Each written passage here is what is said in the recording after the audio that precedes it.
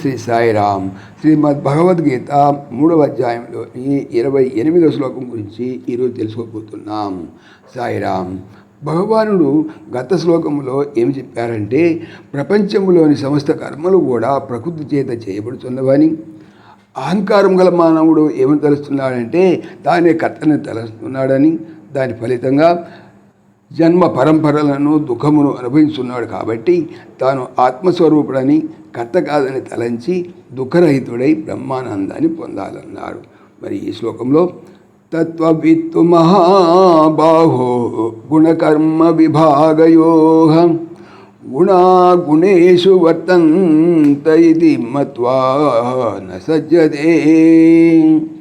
మహాబాహో, గొప్ప బాహువులుగా అర్జున, గుణకర్మ విభాగయోః, గుణముల యొక్కయు కర్మల యొక్కయు విభజన గురించినటువంటి తత్వవిత్తు, యథార్థమును తెలిసినవాడు, గుణా, ఇంద్రియాదులను అనగా గుణములు, గుణేషు, శబ్దాది విషయములను అనగా గుణముల యందు, వర్తంతే, ప్రవర్తించుచున్నవి, ఇది అని మత్వా, తలచి, న సజ్జతే, సంగము కలిగి ఉండడు అనగా అభిమానమును కలిగి ఉండడు.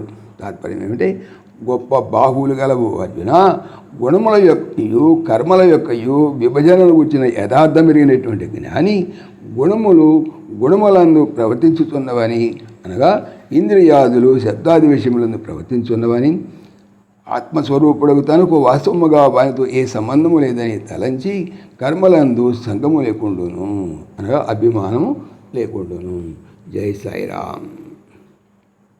ఓం దేవకీ నందనాయ విద్మహే వాసుదేవాయ ధీమహి తన్నః కృష్ణ ప్రచోదయాత్.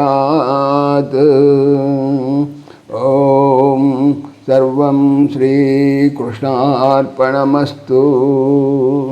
జై శ్రీకృష్ణ. జై జై శ్రీకృష్ణ. ఆత్మీయులకు మనవి, శ్రీకృష్ణ పరమాత్మ ఈ ఛానల్తో పాటుగా అనంత మహిమల శ్రీ సత్యసాయి అనేటువంటి మరొక యూట్యూబ్ ఛానల్ చేయిస్తున్నారు. దీనికి సంబంధించిన లింకు డిస్క్రిప్షన్లో చూడవచ్చు. జై శ్రీకృష్ణ. జై జై శ్రీకృష్ణ.